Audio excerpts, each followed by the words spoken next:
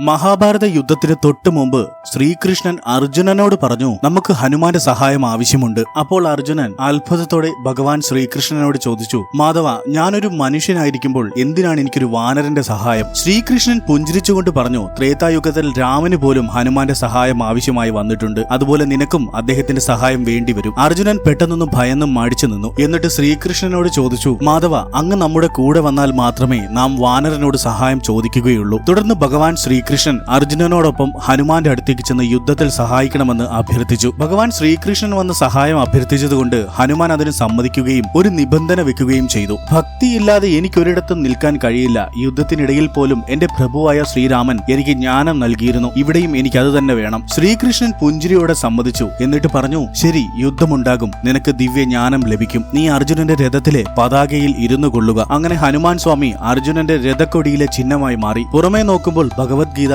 ഉപദേശിക്കുന്നത് അർജുനന് മാത്രമാണെന്ന് തോന്നുമെങ്കിലും ആ ജ്ഞാനം ഹനുമാനും വേണ്ടിയുള്ളതായിരുന്നു. അദ്ദേഹം കൊടിയിലിരുന്ന് ഭക്തിയോടെ അതെല്ലാം കേട്ടുനിന്നു.